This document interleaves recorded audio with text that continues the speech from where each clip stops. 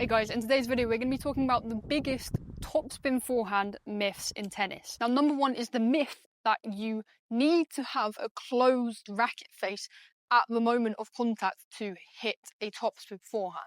Now, this myth is partially true, and it's true in the sense that on higher bouncing balls, having a closed racket face, a slightly closed racket face like this, means that yes, you will be producing topspin on the ball, likely won't go into the net, because the height of the ball, the bounce of the ball, is going to help you to get enough lift on the ball to hit it over the net. However, on lower bouncing balls, if you have a closed racket face like so, you're likely going to find yourself hitting that ball into the net because you're not going to get enough lift, and the closed racket face is just going to send that ball too far downwards. And the key thing to mention here is that extreme Western grips, like Iga Swiatek uses, for example, if I have my wrist kind of neutral at the contact point, you can see here my racket face is extremely closed, but you're going to see most of her forehands are hit with a neutral racket face or a slightly closed racket face like this. And the thing is that she's not thinking about this. This just comes naturally from the swing. If you swing low to high and get a nice racket lag like this and swing up the back of the ball, you're going to find yourself coming into a racket face position similar to this, so it's more neutral or a little bit closed. But overall, guys, your racket face can be neutral or it can be closed a little bit, and you're still going to be producing topspin on the ball, and you're still likely going to be hitting that ball over the net if you have good technique throughout the rest of your swing. Now, the second biggest topspin forehand myth is that you must come below the height of the ball and swing upwards to the ball to create topspin. And now, while generally this is the case on most rally type of balls, but there are some exceptions. For example, when the ball is bouncing up high, you can indeed come with a more vertical swing path like so through the ball. The thing is that on these balls that bounce high and you're going to go vertically through the ball more, you're still going to get topspin on the ball, because nowadays with the modern forehand, there's generally no way to hit a completely flat shot. You're going to be hitting more of a flat topspin shot, but still there's going to be a little bit of topspin on the ball.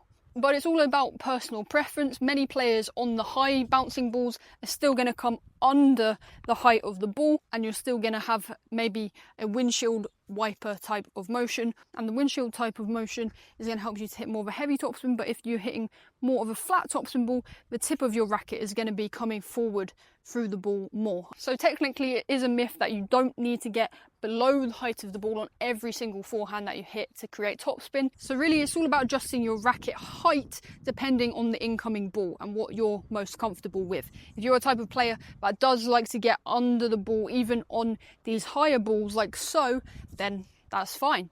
But if you're a player that likes to hit more of a flatter shot and hit through the ball more, then getting under the height of the ball doesn't matter so much. You're still going to create some topspin on the ball if you have good mechanics on your forehand swing. Myth number 3 is that the semi-Western and the Western grips automatically help you create topspin on the ball. And so the reality is that the Western and the semi-Western grips do make creating topspin a little bit easier, but they don't make it automatically. Again, the key thing that determines whether you're going to hit a topspin forehand is really just your swing path. The biggest factor for creating topspin is achieving a vertical motion before and after contact. And so in the modern game, pretty much every modern forehand has topspin on the ball.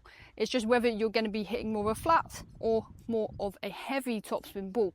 And so the Western grip does kind of allow itself more to the heavier topspin, because you're generally going to be in this position here when you're going to be hitting more vertically up the back of the ball, compared to when you were in a semi-Western grip. It's easier to get that tip of the racket going forward through the ball to hit a more of a flat topspin forehand. But as you can see, Iga Swiatek uses a Western grip and she is still able to hit a really flat topspin forehand. So it's all about swing path, it's all about what you're doing as you're coming into contact, at contact and after contact. That's going to really determine what type of shot you're hitting. And so myth number 4 is that the topspin forehand is a completely vertical swing path.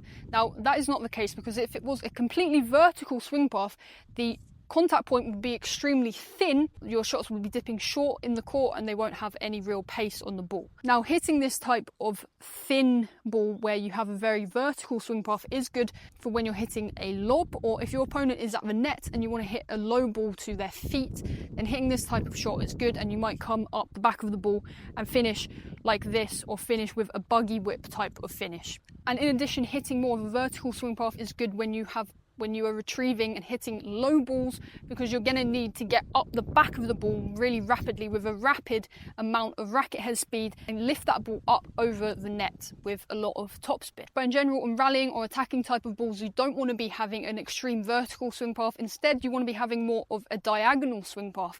And so that means that you're going low to high, yes, but you're also hitting across your body. So as you see forehands on this front camera, you always see the person hit the ball and then the racket comes up diagonally across their body. So this means that the racket is going vertical and it's also going horizontal, but also diagonal at the same time. And this is going to help you to produce as much power as possible, because you're using the biggest muscle groups in your body, your shoulders, your torso, and your hips, to create this diagonal swing path. And in addition, this helps you to hit with a longer strike zone, so that's going to help with overall power and hitting with depth. And in general, this is going to be the best way to hit your forehand. So think about hitting with a diagonal swing path, not a vertical swing path. So guys, I hope you found this video useful. If you have, then make sure you give it a like and subscribe to my channel for more coaching videos like this one to come. And guys, I have some free resources for you down in my description box below, so check those out, and I look forward to seeing you guys in my next video.